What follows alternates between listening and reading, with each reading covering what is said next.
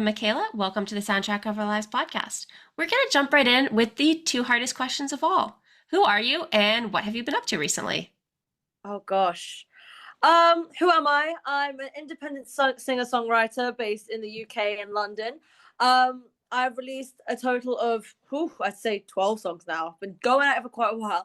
And I have a new song called Chains coming out May 30th. And I've just released a new song called Read Your Mind.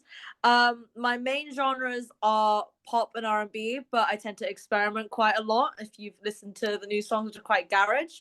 And sorry, what was the other question? It's who are you and what have you been up to lately? And what have I been up to? Oh, at the moment, I think a lot of recording, definitely, like, just gearing up for summer. Hmm. And just preparing for some gigs that I've got in the summer. A lot of Pride festivals, a lot of cute little, like, how do I say it, vintage, like, kind of gigs, like Hmm. underground gigs, which I'm Yeah. really excited to do. But that's all on my socials, so, So for someone who hasn't seen you live, what should they expect? Oh, definitely. It's definitely something bold. I like to be quite experimental when I'm on stage because I always think that making like a presence and like you're visually representing your music. I move around a lot. I like to sing really loud. I like to, kind of engage with the audience a lot. But I Hmm. think if you definitely came to one of my gigs, you could expect a variety of different genres. So there's something for everybody. And something bold and fun. I like that. I can already tell that you're bold and fun. Ah, thank you. So sweet. It's just your personality. I love it. Oh, thank you. I love your personality too. We're both as bubbly as each other. Yes, it works. It Yeah, works. definitely. So you said that you've been recording for the summer. Can you share anything about those plans? Oh my goodness. If I'm really honest with you, it's been like such a blur. I feel like I've just been writing, studio, recording, working on that, and then Hmm. doing it again. But one thing I will say though is that I'm doing a lot of how do I say it? I'm moving away from the garage genre, and I'm doing a lot of like drill, a lot of rap, a lot of summer Okay. tunes, a lot of like drum and bass, which I think will be really fun. Ooh. I've been listening to a lot of that, like in preparation for summer, in preparation um, for like the vibes, if you know what Hmm. I mean. So definitely look forward to some really loud and like summery festival-y tunes. What kind of inspired you to go in that direction? I think, I'm in a place in my life where I've just got over the winter blues and Hmm. I'm in the mood for some hype. And so definitely writing the songs, it came from a place of like finishing that reflection that I had over spring and winter and just coming into 2025 with like a new, fun, ecstatic kind of version of me. Hmm. And I can't wait for that to be like channeled into my music and for people to listen to that. So do you think that this is your new direction for the foreseeable future or just more so for the summer? I think my music like evolves like alongside me. So I think Yeah. for the summer, this is definitely the Charlie XCX kind of vibe. Okay. But we'll see how I am in winter when it gets cold again and the sun is no longer on my face. We might go back into some like Girl in Red tunes. Hmm. So you're a very seasonal artist. Yeah, I definitely say so. But that's just mainly due to the fact that my song writing process evolves over how I'm feeling and the experience that I'm feeling in that moment. So, you know, And that makes whatever you sense. hear is kind of just me, a week ago. So what does your songwriting process look like? Well, I'd say when it comes to songwriting, it comes very much in like just words or like ideas that I think, oh, that would be cool if it was like a fully fledged concept. Hmm. I do like words of how I'm feeling, and then from there, it's all in my notes app. I know everyone has like these paper notebooks and everything, but I'm modern. I do it on my notes app. But I do a couple of words. I develop it later on, like in my notes app, maybe in the studio, or maybe literally just right there if I'm feeling like really, really passionate. And then from there, I actually like start thinking of melodies for the chorus first, and then building the song around that. But Okay. I've always gone with songwriting first approach instead of melody first approach, which Hmm. I think is quite fun. But yeah. So have you ever written a note to yourself and then looked back at it and been very confused? Absolutely. You can imagine when I'm in like a phase of like, say I'm confused about something, or like say someone's made me feel a certain type of way. I look back on it and I'm like, well, that's a bit dramatic, isn't it? Goodness. It's like all these like heart-wrenching lyrics, and I'm like in a completely different mood. Hmm. But it is fun to like look back on like certain songs that you've like discarded or thought maybe not now in this stage of my life. It's just, it shows the growth. It's really Hmm. fun. How many songs do you think you've discarded? Oh God, not many, because Okay.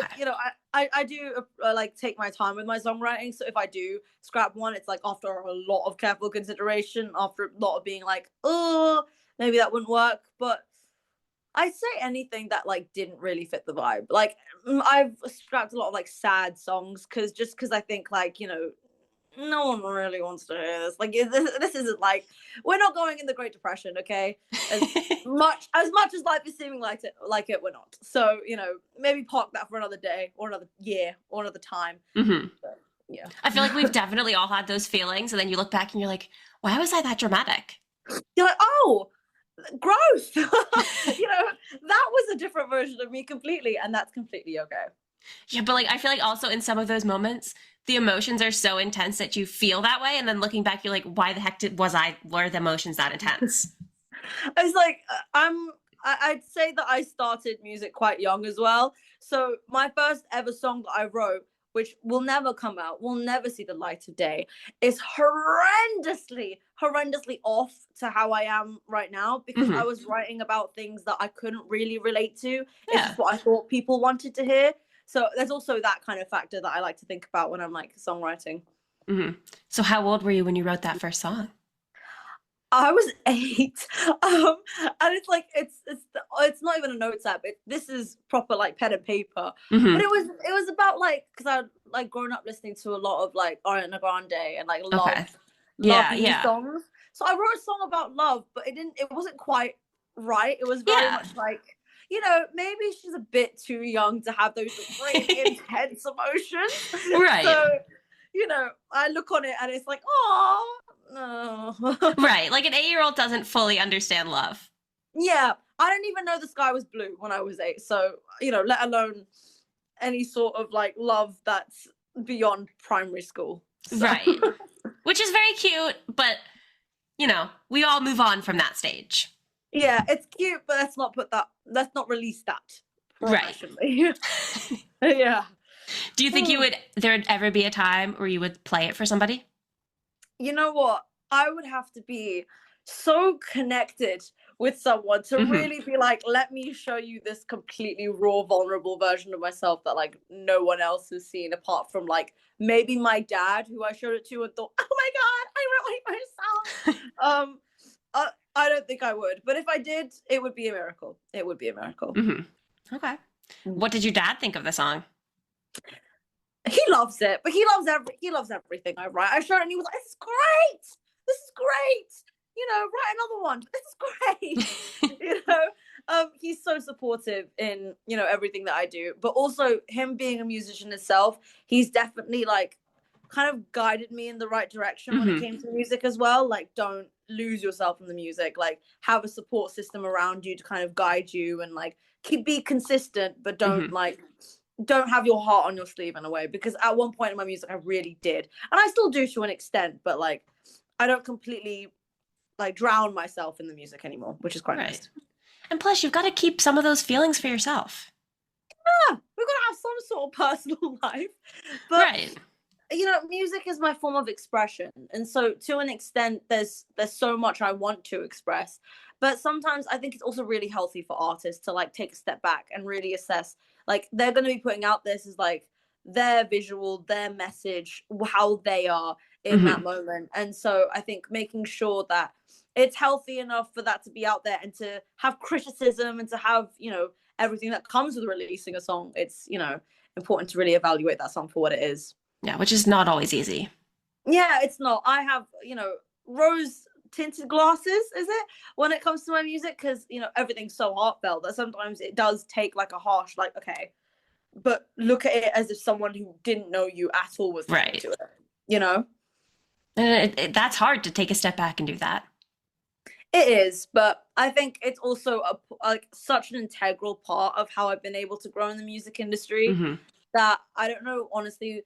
I would have released like 5 albums right now if I released everything and like shown every single little part of me.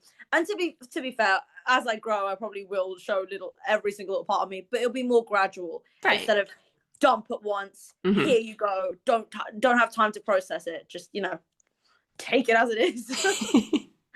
Oh, but yeah. What advice would you give to somebody who is struggling with that? I think you need to remember why you've done music in the first place. You've done Hmm. music. Why you do music. I think it came as someone who's generally quite creative overall. I do a lot of writing, I do a lot of reading, I like art. Music was my little form of, like I said before, expression. And when releasing music, it can get a lot more complicated. So I Hmm. think if someone is struggling to kind of see what's appropriate for right now, then just to take a step back, remind themselves why they love doing it in the first place, whether it is an escape or whether it is just something they like to do on the side, and just remind themselves that like this is something of their control. And Hmm. if it was something to go out of their control, then it's always okay to take a step back and to reevaluate and to talk to others. Yeah. So you mentioned that you like other forms of art. What is your, other form of art that you feel drawn to the most? Oh, I love acting. I did so Yeah. much musical theater when I was younger. Surprise, surprise. And I think that like helped with my performance skills. Oh, of course. Just like being overly expressive in my facial expressions and Hmm. not being afraid to move and engage. I think acting really, really helped me in that regard, and I would definitely consider doing it like as part, like alongside of my career. Obviously, like a side section, but Right. that's why musical theatre is so great. It's both of my passions combined. Do you have a favorite musical that you ever were in? You know what? I used to love, love, love, love, love Hamilton for such a long time. But at Hmm. the moment, I'm really digging Waitress. Like, I'm Okay. really digging it. I saw it in cinemas because they did like a live recording of it and they put it in cinemas. And I saw it with my friend and it actually changed my life forever. And it also like, it echoed the same message. Like sometimes, when you have a passion, it's okay to pursue it. And there's other people like, telling you otherwise. Take a step back, reevaluate. Hmm. So musical theatre's influenced me in more ways than one. That's awesome.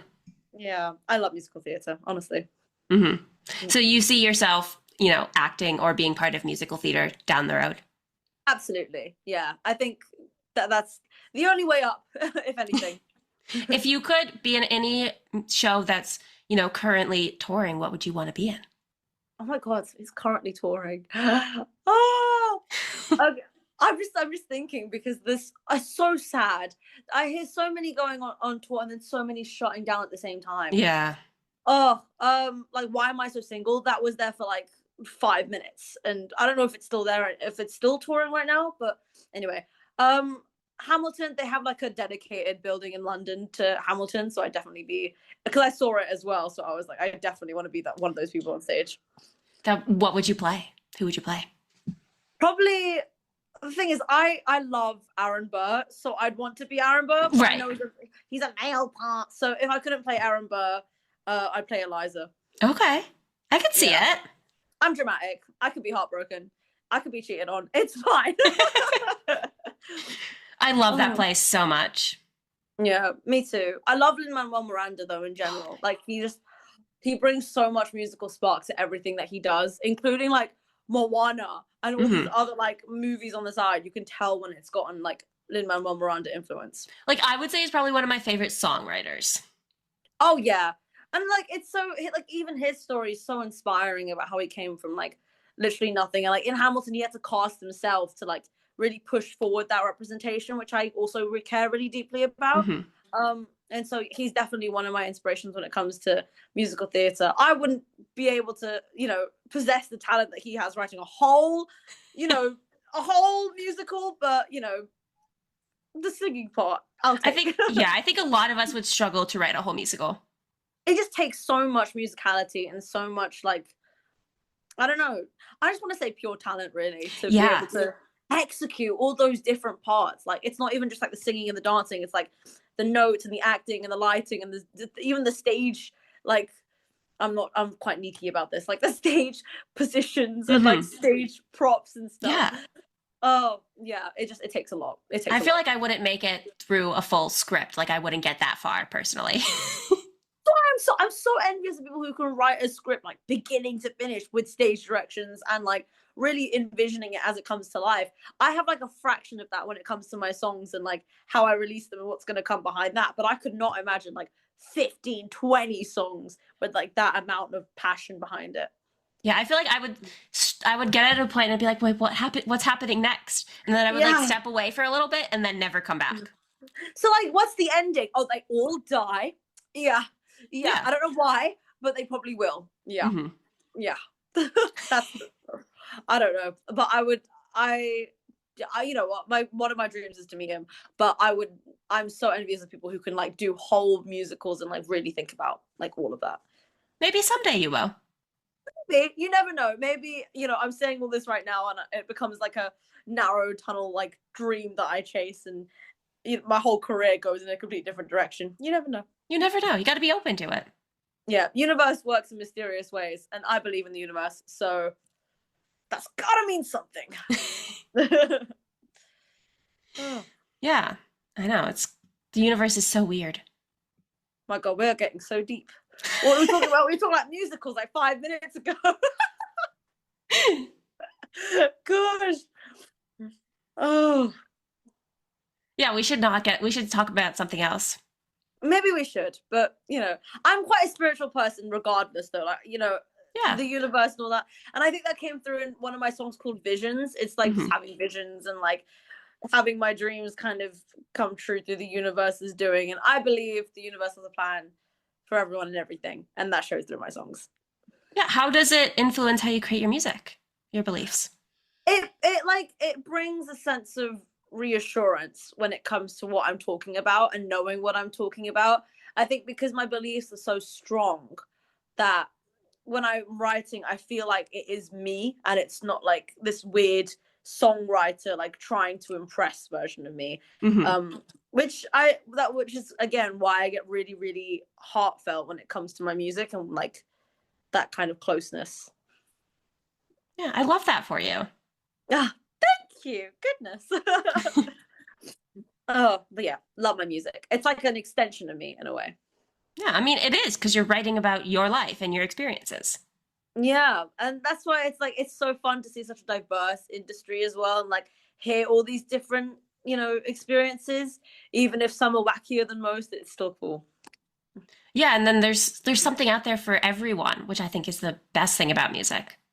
Yeah, there's music for like every single stage of people's lives at this point. Like it's all like blueprint music. There's like playlists for everything. Oh my gosh.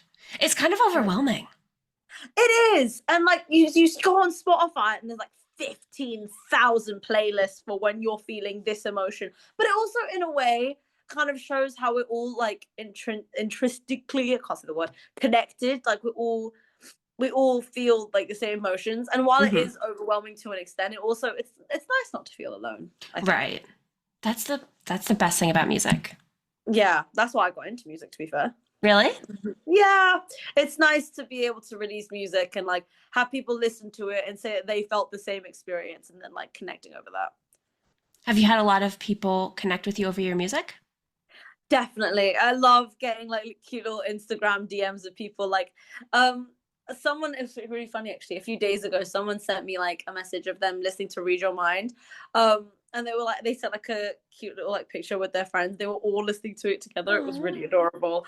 But it's like with Read Your Mind, like the song that's just come out, being really about like friendships and social situations, it also kind of in a way talks about like how we navigate our day-to-day lives, which I like, and which is in itself really relatable. And so that's why, you know, people tend to want to talk about it. And I love that. I love having discussions around music. And if it's my music, that's a bonus, you know. As we are here. Yeah. I mean, because that's what we're here for, to talk about you. Oh, stop it, you. Making me inflating my ego. Oh my God. Excuse me. That's okay. Yeah. Yeah, so have you had any other memorable like live experiences with fans? With fans. I mean, I've had a lot like come up to me afterwards, after shows, which has always been really, really sweet. I think one time it was at Surrey Pride Festival. I set a speaker on fire. I know. I was like halfway through singing, and I was like, I could smell like the burning, and I thought, oh, there's a food truck doing some nice barbecue right now. And I was like looking around, and I was like, oh my god, where is this? Because it's so strong. And I kid you not, I looked next to me, and the volume just completely turned down. And I'm like, what is going on? I turned next to me. There's literally like smoke coming off the left speaker. I don't know my lefts and rights. Excuse me. The left speaker. And I just remember like the backstage crew telling me, just get up the stage or we can deal with this. And it's such a fun memory to remember, because I remember coming off and everyone was like, you set a speaker on fire. Yeah, I let that really be the highlight of that performance. But yeah, that was one of my favorites. That's crazy. Yeah. I kind of want to do it again though, which is bad. And So did they tell you what happened? I think what happened was like, because there was the guy like controlling the volumes, and I think he just really got into it and just turned it up. He just cranked it up, and I think it was because the main stage wasn't like no one was performing on it, so it was quite literally just this stage performing. So they wanted to get everyone that was like over at the main stage over here. Granted, I had a pretty big enough crowd anyway, but I was like, always welcome more. So he just cranked it up, and I was feeling it. I didn't even realize until next thing I know, I can smell, whatever was happening over there. So if you can smell it, that's when maybe it's a good time to step to the side of the stage and take a breather. Yeah, that's a memorable performance for sure. I can't lie that it was a pride. Everyone's having fun. Everyone's dressed in rainbow. So everyone's like, you know what? That's another color of the rainbow on that speaker right there. All good, all fine. But still quite a memorable moment. Oh yeah, definitely. It's the story I tell every single time, like on the Never Have I Evers, or like the icebreakers, which are just so uncomfortable. You just chuck in the fire speaker story, and everyone thinks that you're either really, really cool or a bit crazy, and that is completely fine. I'll be somewhere in the middle. Yeah, my first thought was like, were you doing pyrotechnics? Like, what was going on? Oh my god, the budget is not advanced for that yet. We will get there. But maybe I was thinking maybe like homemade pyrotechnics and something went wrong and you just like you blew up a speaker. Oh my god, low-key, no, my dad decided the stage like fireworks on the side. No, but I was making my own homemade fires on the left speaker. So we live and we love and we learn. As the British like to say. But that one isn't your fault though. Exactly, it wasn't my fault. It was a guy who was having a hell of a great time, vibing up to some music. So I take it as a win regardless. Yeah. I take it as a great performance regardless. Yeah, because that's a memorable moment that people are gonna remember. Like if I was at any kind of festival or even like a concert and I saw something like speaker catch fire, I would probably remember that for a very long time. And mind you, I was wearing like a long flowy green, very catchable like tulle skirt. Oh no. So had I gone any further, I would have also been part of the flame, which would have been sick. But not everyone feels that way when I say that. Right. No, it would have been cool had you been able to like be safe about it. Yeah. Yeah. But again, not that advanced yet. We'll get there though. I now that I say this, I think I'm actually going to try and do a performance where I light on fire. So that would be very cool. You'd have to make sure you were wearing something like fireproof underneath, or I think they've done it before. Like there's like people who eat fire. Eat fire. I feel like eat fire, but like the Daredevils. I feel like they've done it. Yeah. Let me be a circus performer. This is where the musical theatre is coming in again. This is where all the theatrics and the over dramatization of like props and stuff is coming back in again. But I think it's so cool because it's like it can become a signature of you. Oh my god, imagine Sofia Gillani catches fire every single time she does a performance. I'm gonna end up like burning a venue down or something. Joking to any venue organizers out there, I would never do that. Never. Okay, before we get too down this rabbit hole, before I ask the last question, was there anything else that you want to mention or talk about?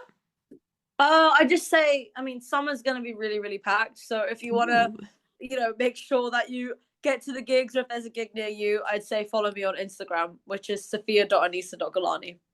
Awesome. Sofia Gillani on like literally everything. So my last question is, what is the soundtrack of your life? Oh my goodness, that's the soundtrack of my life. I feel like that's quite a loaded question, but like in a good way. Mm-hmm. The soundtrack of my life. I mean, at the moment, I'm really into like Michael Jackson, so I'd say his albums are kind of the soundtrack of my life at the moment. But that's because I'm like in a really like funky like kind of mood. But just like a lot of R&B, a lot of Victoria Monet, but then also like a bit of funky Michael Jackson. Mm-hmm. And weirdly enough, Benson Boone, because he's doing a bit of like a Queenie thing at the moment, like trying to be like the next Freddie Mercury, which I completely get, but like with his backflips and stuff, which God forbid he doesn't land. I'm on a little bit of that kind of wacky vibe right now. Mm-hmm. But yeah, I'd say that's the soundtrack. Yeah, I love that he can do the backflip in the middle of singing and he doesn't even like miss a note. I kid you not. If someone told me Sofia do a backflip on a stage, I think I'd just walk off the stage, because even thinking about it is like, whoa. Well, I can't even do a cartwheel, so I don't think a backflip will go well. Yeah, I ain't that flexible. Can I just say, though, he's been training for that moment his entire life. Yes. So props to him for being able to do backflips. I'm waiting for the time that he might miss, and praying for his future, recovery. Yes. Yeah, that's something that I don't think anybody wants to think about. No. But hey, at least he'll look good doing it. He's got all these sparkly jumpsuits and stuff that I really, really want. So yeah, I feel like he's like a mix of like Harry Styles because of the fashion, and then like Freddie Mercury. Yeah, he's fashionable. He knows it. I like it. Oh yeah. Yeah. He definitely knows it. He's a diva. I want to be a diva like him. I think you are. Definitely. Oh, thank you. I'll get as sparkly as him on the Pride Festivals coming up. I need to up my game. It's been a while. Yeah. Yeah. Absolutely. Okay. Yeah, well, thank you so much for taking the time to talk with me today. Gosh, thank you so much for having me. It's been so lovely. Yeah, this has been so much fun. Yeah, I've really, really enjoyed this. Thank you so much again. And of course, it is kind of, you're probably heading to bed soon, but have a nice rest of your day. Oh, you know what? I will. It's never too late to be productive. Yes, that is true. Listeners, be sure to go check her out. And don't forget to subscribe and follow us on Instagram, Twitter, YouTube, Blue Sky, and TikTok at STO Lives Podcast. Thanks for listening. Stuck in my